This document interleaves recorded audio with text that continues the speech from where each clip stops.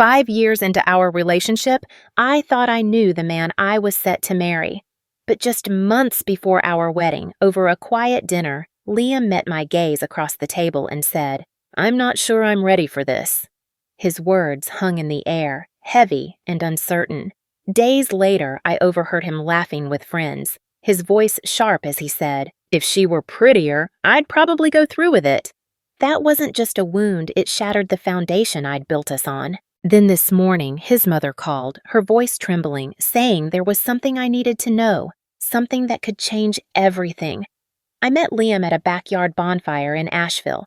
I was 27, still raw from a breakup, and he was 30, a designer with a quiet, easy smile.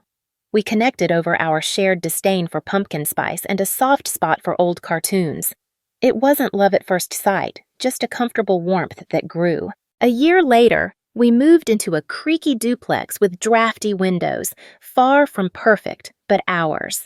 The next year, we adopted Maple, a 3-legged dog who made us feel like a family, her uneven steps echoing through our home. On our 4th anniversary, by the lake where we'd once talked until dawn, Liam proposed. No grand gestures, just him, a ring, and a simple question. I said yes without hesitation. We planned a summer wedding, nothing extravagant, just something that felt like us. Back then, I thought we were unshakable years of shared memories. Love and trust seemed like enough. But cracks can form silently, not in storms or fights, but in fleeting glances and unspoken doubts. I didn't see them then, too caught up in the idea of our next chapter to notice we were already writing different stories. At first, I brushed it off. A few weeks after the engagement, Liam grew distant, not in a loud, obvious way, but in small, slippery shifts. I'd show him venue options and he'd mutter, "Looks pricey," or "Do we need all those guests?" I blamed stress, a new client, tight freelance deadlines. Wedding planning probably felt like too much for someone who'd once said he'd be fine with a city hall ceremony. But it didn't stop there. I'd send photos of flowers or playlists, and he'd take hours to respond if he did at all. When he answered, it was a flat "sure" or "your call," not irritated, just empty, like the spark had faded. I told myself he trusted my choices, that he didn't care about table settings, not that he didn't care about us. We'd always been a team, talking through decisions, sharing the load. Now, I was pulling the wedding plans along alone, with Liam trailing far behind. Around then, he started spending more time with Ethan, an old college friend who'd moved back to town. Drinks once a week turned into games or late nights every other evening. I didn't want to seem controlling, so I stayed quiet, but each time he came home smelling of beer and takeout, a knot tightened in my chest. He'd kiss my cheek, say he was tired, and sink into the couch, scrolling his phone. Sometimes he'd chuckle at something, but never shared it, just silence, then sleep. One night, I asked if we could finalize the guest list. He nodded, eyes on his phone. I asked again. He looked up, startled, like he'd forgotten I was there. That moment stung. We weren't in rhythm anymore, just two people sharing space. Over coffee, I confided in my friend Chloe, who's known me since college and can spot when I'm faking fine. She listened, then asked softly, "Is he pulling away?" I wanted to deny it, to insist it was just wedding jitters, but the truth weighed heavy. She suggested a weekend in the mountains, just us like before. I pitched it to Liam. He paused, then said, "I'm just swamped right now," and the conversation died. I tried to keep things normal, cooked his favorite dishes, planned quiet nights in, but his focus was split, half on his phone, half in some place I couldn't reach. He wasn't cruel. He still hugged me goodbye each morning, asked if I needed anything when he ran errands. But there's a difference between routine and presence, and I felt the gap growing. One night, I found him asleep on the couch with his laptop still open to a wedding budget spreadsheet. My heart sank. I didn't know if he was trying to help or trying to calculate a way out. I kept hoping he'd open up, that he'd tell me what was wrong so we could fix it. But day after day, all I got were quiet detours and shrinking space between us. Back then, I thought distance was something you could close with effort. I didn't understand that sometimes it's already permanent by the time you notice it.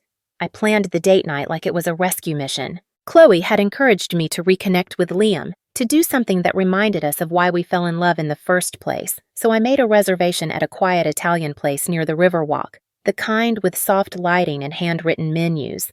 I wore a navy dress I hadn't touched in over a year. The one he once said made my eyes look like storm clouds. I even stopped at the corner store on the way home and picked up his favorite craft beer, thinking maybe small gestures still meant something. He was already home when I got back, half watching a basketball game and scrolling through his phone. I told him we had a reservation. He blinked at me like he'd forgotten. Right, yeah, cool. Dinner started awkwardly. He was distracted, eyes darting to the TV above the bar even though we were seated in the dining room. I asked him about work. He shrugged. I mentioned a potential honeymoon cabin I'd found, secluded near a lake, cozy. That's when he put his fork down and said, I don't know if I'm ready for all this. It took me a second to realize what he meant. All this? I asked, though I already knew. He didn't look at me. The wedding, marriage, everything. It felt like the floor shifted under our table. I couldn't breathe, but I forced myself to stay composed. You proposed to me, Liam. I know, he said quickly. I did. I meant it. I've been thinking maybe we rushed it. We'd been together almost 45 years. Nothing about this had been rushed. He mumbled something about Ethan and how his parents' marriage had fallen apart within a year. He mentioned how people change and how marriage makes things harder. The conversation blurred. I could barely focus. My hands were clenched in my lap, my heart beating so hard I thought it might bruise my ribs. I didn't cry, not there. I nodded. I paid the check, and we walked to the car in silence. The ride home was unbearable, the kind of silence that isn't empty but full of everything no one wants to say. At the apartment, I asked if he wanted to keep talking. He shook his head and said he needed to think. He grabbed a blanket and settled on the couch.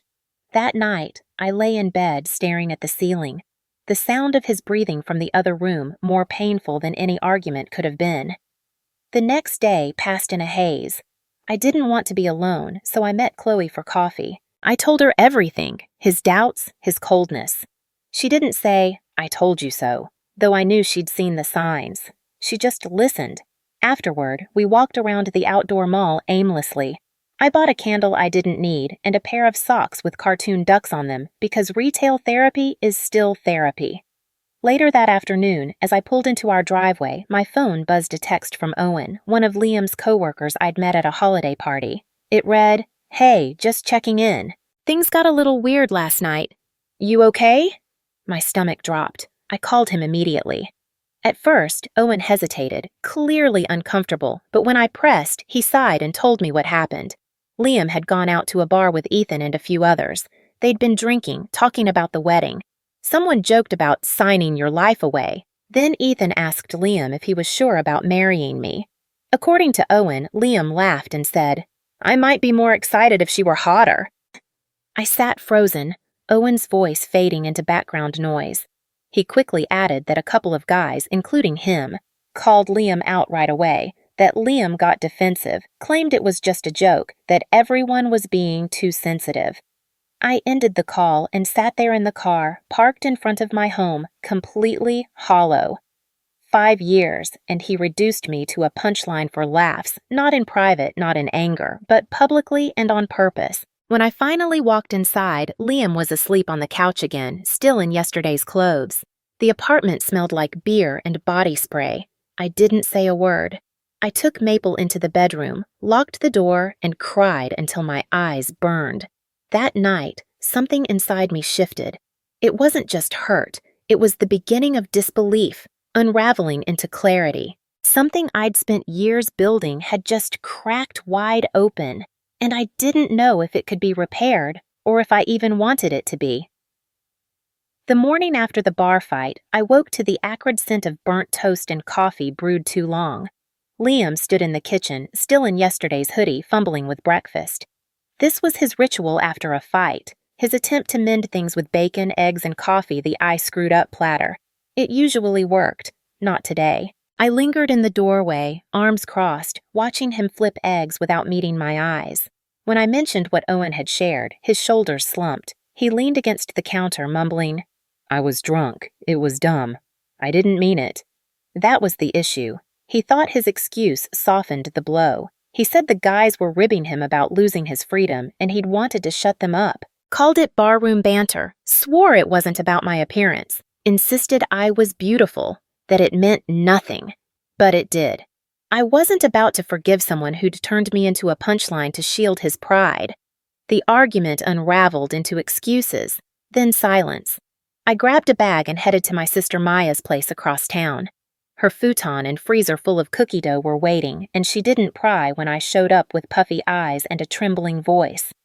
That afternoon, I called in sick. The thought of sitting at my desk pretending to care about library budgets or vendor emails was unbearable. I spent the day in Maya's spare room, curled up, drifting between mindless scrolling and staring at the ceiling. At 9:14 the next morning, my phone buzzed. Carol, Liam's mom, was calling. I hesitated. Carol and I had always clicked. She was warm, grounded, the kind of woman who grew basil in mason jars and hugged you twice. She liked me more than my own mom did, but I wasn't ready to unpack what had happened, wasn't ready to say it aloud. Still, the call felt urgent. When I answered, her voice wavered. "Can we talk?" she said, no preamble. "It's important. You need to hear this from me before it gets worse." I sat up on the futon, instantly alert. "What's going on?" "It's Liam," she said. "He called me last night. I don't want to do this over the phone. Can we meet?" I agreed to a cafe halfway between her place and Maya's, a quiet spot near the farmer's market where we'd brunched last spring. As I dressed, my mind spun. What hadn't he told me? What had he confessed to her that couldn't fit in a text? The 20-minute drive stretched endlessly, my thoughts a tangle of anger, dread, and faint hope. Part of me wondered if Carol was here to defend him, to explain his behavior, but I knew she didn't sugarcoat things, never had. In the cafe's parking lot, I spotted her through the window, hands cradling a mug, her face pale and weary.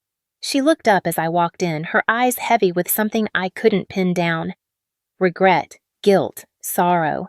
Before I even sat, I knew her words would upend everything I thought I knew about the man I was supposed to marry. Carol didn't bother with pleasantries. As I settled in, she reached across the table, her hand gripping mine like she feared I'd slip away. "He's not cheating," she said, cutting straight to my worst fear. "Not physically."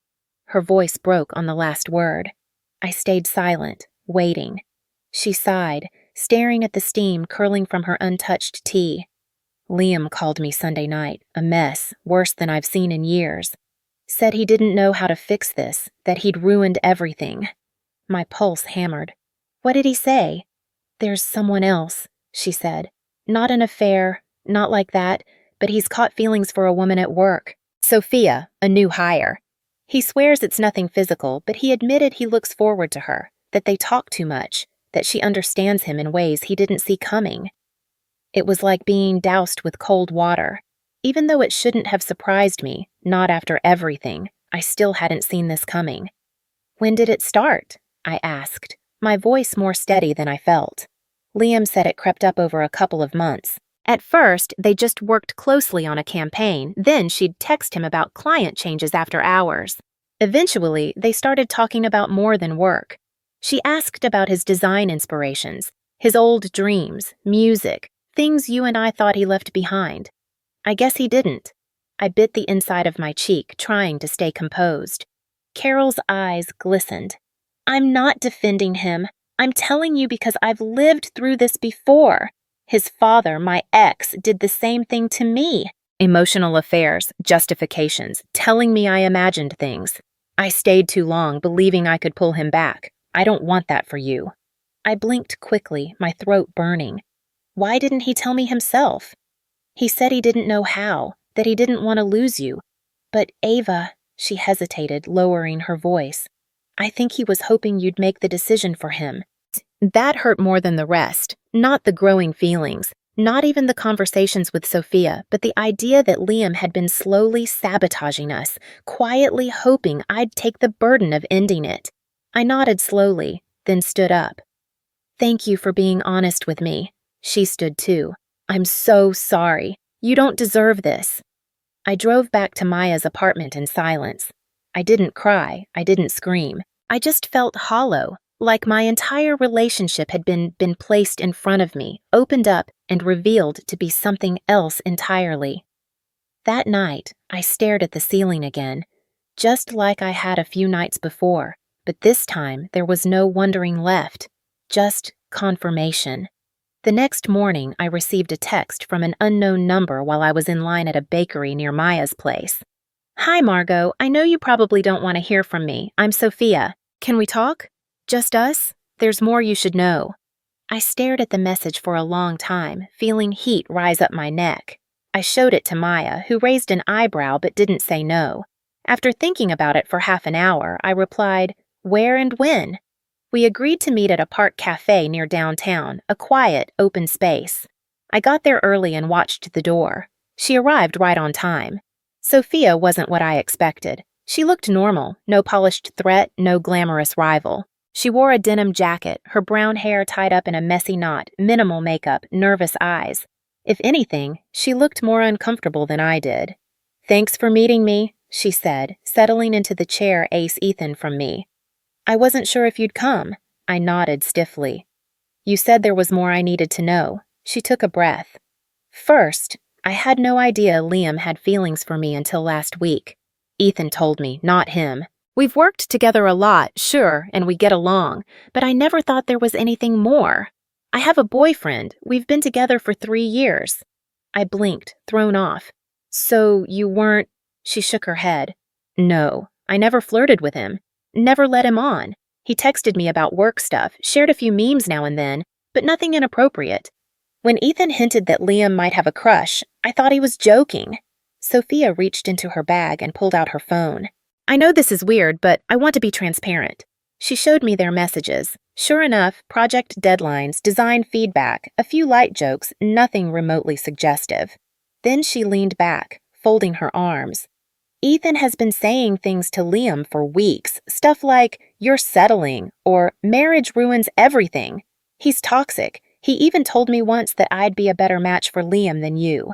I thought he was being Gethin. Turns out he was being strategic." I didn't say anything. I just listened. "I wanted you to know because I didn't want you thinking I played a part in this," she said quietly. "And I think you deserve better than being lied to by someone who's too scared to tell the truth." When we parted ways, I didn't feel anger toward her, just sadness. Not because of her, but because she was the mirror that showed me what Liam had been chasing. Not her, but the version of himself he was trying to relive. That afternoon, I texted Carol. "Thank you. I met Sophia. She told me everything." She responded quickly. "I'm here if you need anything. I'm so sorry, Ava." I waited until the evening to go back to the apartment. Liam was sitting on the couch, wedding binders spread around him like a memorial. He looked up, hopeful. I didn't sit down. I didn't raise my voice. I told him I knew about Sophia, that I'd spoken to his mother and I'd seen the messages. I told him his silence hurt more than the betrayal itself. He dropped his head into his hands. I didn't know how to say it. "I didn't want to hurt you." I stared at him. "You hurt me by not saying anything. You hurt me by pretending." He tried to explain about how lost he'd felt, about how Sophia wasn't even the point, about his fears of ending up like his father, how he worried that once we married something would change and he'd mess it all up. The same speech I'd already heard versions of. He offered counseling. He said he'd cut Ethan out of his life, that he'd quit his job if that would make a difference. But something in me had already changed. It wasn't anger. It wasn't heartbreak. It was release. I told him I needed time, that I was leaving for a while, and I'd reach out when I was ready to talk about practical things, splitting the lease, the finances, the future. I grabbed Maple's leash and a change of clothes and walked out the door. The air outside bit with cold, but for the first time in weeks, my mind felt unclouded, not joyful, not whole, just free of the pretense that this was something it could never be. 2 days after I left, a text from Olivia, Liam's younger sister, lit up my phone. Mom filled me in. "I'm so sorry, Margot. I'm here if you need to talk." We'd always been tight, swapping memes and cookie recipes long before the ring. I sent a quick, "Thank you," but soon my phone rang, her voice steady and deliberate. Can I say something without crossing a line? Go for it, I said, steeling myself. You need to face him not for his sake, but yours. You deserve to speak your truth, and he needs to hear it. That's how the dinner came together. Olivia offered her place as a neutral haven, familiar yet free of heavy memories. Carol agreed to join, and to my surprise, she insisted Ethan, Liam's friend, be there too. If you're doing this, she said over the phone, do it fully. It was Thursday evening, the sky heavy with clouds as I pulled up to Olivia's cozy cottage on the east side. The scent of garlic bread and basil greeted me at the door, a warm nod to comfort. Carol was already there, filling mason jars with iced tea. Liam sat tucked in a corner, smaller than I recalled, his gray sweater soft but his jeans rumpled. Ethan lounged against the kitchen counter, his gaze sliding away from mine. Dinner started in silence. We poked at our pasta, eyes rarely meeting. No one bothered with chatter about jobs or the weather.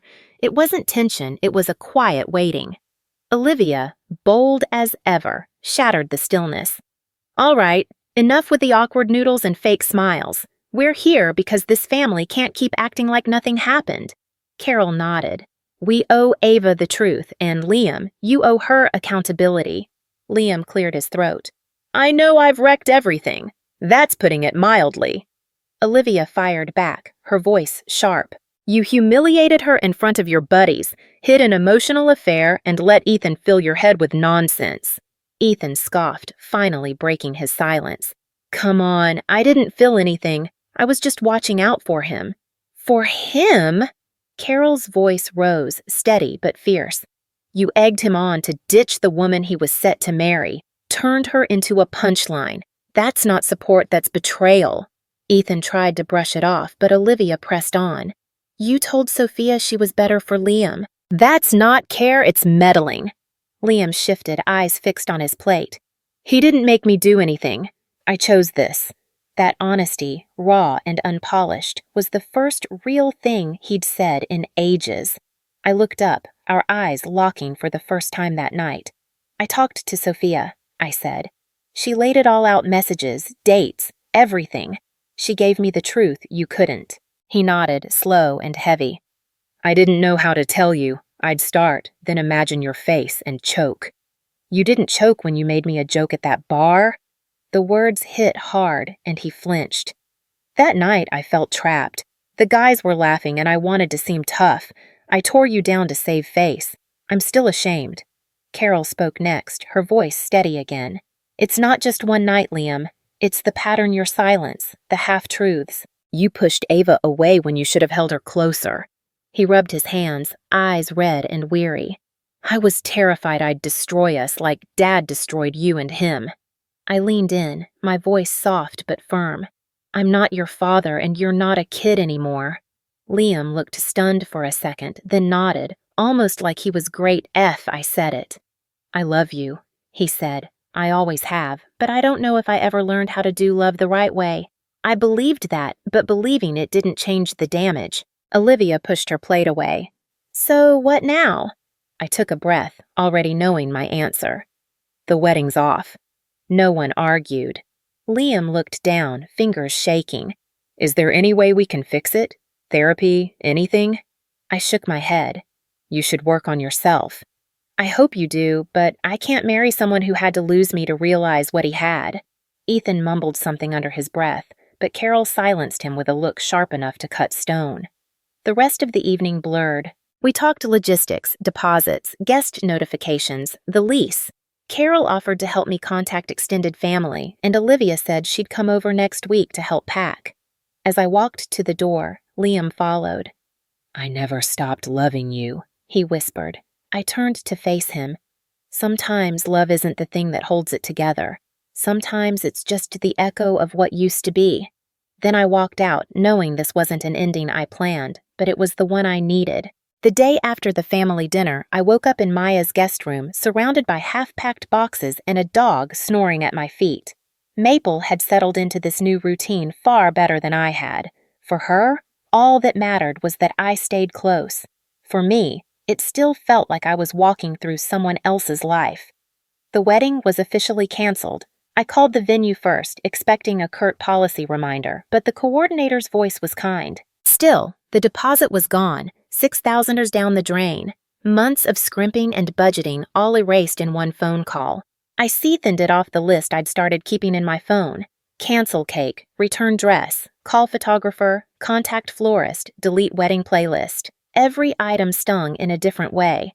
Liam and I met 2 days later at a coffee shop near the old duplex to talk through everything practical. It wasn't emotional. He brought a folder with spreadsheets and a pen that clicked non-stop. We split the security deposit, agreed he'd keep the couch and I'd keep the TV, and we figured out how to close our shared checking account. The conversation lasted under 40 minutes. He didn't bring up the relationship, neither did I. Afterward, I picked up the last of my things from the apartment while he was out. I stood in the living room for a while, looking at the empty spaces where our framed pictures used to hang. The air smelled like dust and lemon-scented cleaner. It didn't feel like a home anymore, just walls and carpet and history. A week later, I signed the lease on a small one-bedroom on the north side of town. It's older, with creaky wood floors and cabinets that stick, but it has a tiny balcony where I've started growing herbs in mismatched planters. The basil keeps dying, but the rosemary is hanging on. I take that as a good sign. Moving in alone was both exhausting and strangely freeing. Maya helped me carry boxes, and we unpacked with takeout containers balanced on open drawers. That night, after she left, I sat on the floor with Maple and let the silence settle. There was no TV in the background, no low hum of someone else's life beside mine, just me breathing through it. My new job schedule stayed the same, but everything else shifted. Suddenly, groceries were just for one, bills weren't shared, laundry didn't pile up the same way. I learned how to reprogram the thermostat, change my own air filter, and assemble furniture without crying. Well, mostly without crying. The engagement ring stayed in its box, tucked in the back of my dresser. Carol had told me to keep it or sell it. Bad karma, she called it, for Liam to take it back. I didn't know what to do with it yet. Some days I forgot it was even there. Other days I'd open the drawer just to look at it and close it again. Social media was a different beast entirely. After the wedding cancellation, I changed my status in the middle of the night, hoping to avoid attention. I still woke up to dozens of messages, some kind, some nosy, all unwanted. I posted a single picture of my new apartment keys with the caption "Starting over." It got half the likes our engagement announcement had, but the ones that mattered commented anyway. "Proud of you here. If you need anything, you deserve peace." Mad. Olivia started coming over every other weekend with baked goods and stories about her chaotic job at the animal clinic. Carol called once a week just to check in. She never brought up Liam unless I did. We talked about gardening books, the latest news in town. She became something like a second mother to me, quiet, steady, always on my side. I started therapy in the second month. It was Maya's idea, and I resisted at first, not wanting to relive everything, but the sessions weren't about Liam, they were about me, about all the ways I'd learned to compromise too much, about how I dismissed my own instincts in the name of keeping things calm, about the parts of myself I'd shelved to make space for someone else's fear. My therapist gave me a simple assignment: do something every week that's just for me, no one else. So I made a list: hiking alone, trying new recipes, painting terribly on purpose, reading novels with no literary merit whatsoever. I even joined a community yoga class where I was consistently the least flexible person in the room. Still, I kept going. Dating wasn't on my radar. People suggested it, of course. Friends made comments about getting back out there. But the truth was, I wasn't interested. I needed to learn how to like my own company again, to wake up and not feel the weight of someone else's silence beside me, to spend a weekend without wondering if I was being too much or not enough. The hardest parts were never the big things, not the venue deposit, not the furniture divide, not even the final conversation.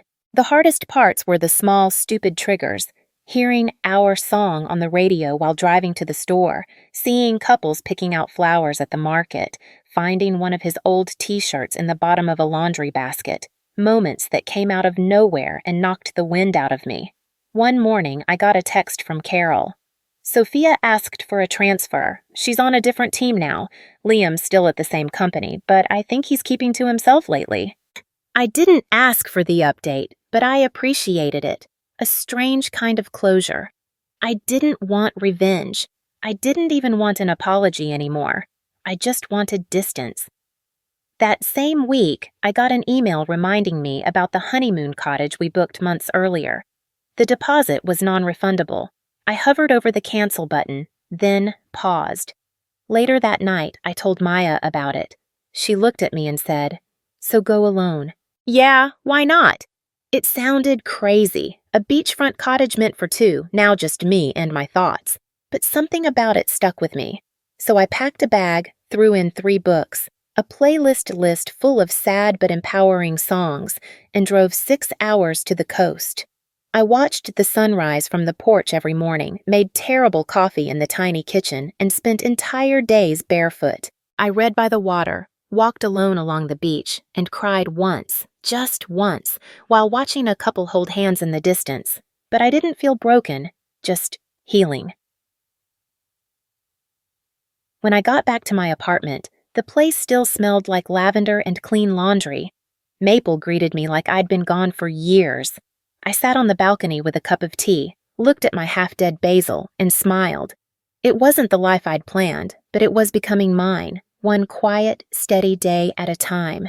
It's been 3 months since I called off the wedding, 3 months since the night at Olivia's table when I said the words out loud and watched something permanent settle into the room. I don't know what I expected afterward, some tidal wave of grief maybe, or a cinematic sense of freedom, but what came was quieter than that. A slow unraveling and eventually the beginning of something I hadn't anticipated, stillness. I'm writing this from my new apartment. It's the top floor of an old duplex just outside downtown Winston-Salem. The ceilings slope slightly and the kitchen sink takes forever to drain, but it's mine. The walls are now a warm cream instead of the landlord beige it came with, and there are twinkle lights above the couch that make the place feel like a small constellation. Maple has claimed the corner rug near the window as her official spot, and the basil I replanted again is finally growing. The first few weeks after moving in felt like sleepwalking. I was doing everything adults are supposed to do, going to work, folding laundry, restocking my fridge, but there was a numbness under the routine, like I was moving through someone else's life. Little by little that changed. The numbness didn't vanish, it just loosened its grip. I started a new routine, one entirely my own. Morning coffee on the balcony with no phone in hand, evening walks with Maple through the park near my block, cooking dinner while listening to podcasts about bizarre historical events or overly detailed baking tutorials. I made my peace with solitude, not the lonely kind, but the quiet, grounding kind. The kind where you remember how to hear your own thoughts. The engagement ring lies untouched in the back of my dresser, nestled in its velvet box. I haven't lifted the lid in weeks. I'm still unsure what to do with it, sell it, toss it into a river, or bury it in the backyard like a relic of choices I'd rather forget. For now, it stays hidden. Its weight no longer cuts as deeply, leaving only a dull ache, like prodding an old bruise to see if it still stings. Liam and I have spoken twice since that coffee shop meeting. Both exchanges were brief, practical, one about mail still arriving in his name, the other about a shared storage unit we'd overlooked. He didn't ask about me, and I didn't volunteer anything. Our story feels like a book I've closed for good, one I'll leave on the shelf, certain I'll never reopen it. Through Carol, I heard Liam's still at the design firm.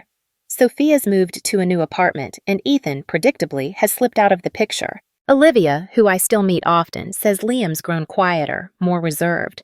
She suspects he's seeing a therapist. I hope he is. I don't wish him ill, but I'm no longer tied to his recovery. The oddest part has been staying close to his family. Carol sends weekly photos of her garden, beaming over her towering sunflowers. Olivia and I still share Sunday breakfasts at the little diner where we once planned her bridal shower. They never forced me to choose between them and my dignity. They stood by me when Liam couldn't. I won't pretend every day sparkles. Some mornings, passing wedding shops twists something in my chest. Some nights, I dream of the life that might have been the dress still hanging in my sister's closet, the venue we never saw, the playlist we never danced to. Grief doesn't vanish just because you chose wisely. It lingers, quiet but stubborn, like faint music in an empty house. Yet joy has crept in, bright and surprising. I've returned to hiking, a habit I dropped when Liam grumbled about early mornings. I'd forgotten the thrill of standing on a hilltop, phone silent, only the wind in my ears. I've joined an art co-op and enrolled in a ceramics class, despite my first mug emerging crooked and pitiful. Last month, I volunteered at a downtown book drive, and for the first time in ages, I felt useful not as someone's partner or fiancé, but as myself. Dating isn't on my radar, and I'm fine with that. Friends, coworkers, my cousin who swears I need a rebound, they all ask, but I'm not eager to fill the space Liam left. I want to savor it, to stretch into it, to discover who I am without someone else's shadow looming. The solo beach trip, meant to be our honeymoon, shifted something in me. I devoured all 3 books I packed, ate breakfast in quiet without unease, and sat on the porch at night, letting the waves drown my need for answers. There's something holy in choosing to stay, not for someone else, but because you know your own company is enough. When I returned, I made a list, not the practical one from after the breakup, but a new, hopeful one. A solo road trip through the mountains, a dinner party in my new apartment, submitting a story to that literary magazine I love, trying hot yoga, though I'll likely hate it, learning to bake cinnamon rolls from scratch. It's taped to my fridge, a quiet promise of a life I'm building, one where I don't dim myself to ease someone else's comfort. There's a song I loved years ago, before Liam, before The Ring, before I forgot how to sing alone. I heard it in a bookstore last week. Instead of flinching, I stayed. Standing between shelves, clutching a hardcover I couldn't buy, I smiled, not because everything was healed, but because I felt whole. And for the first time in a long while, that was enough.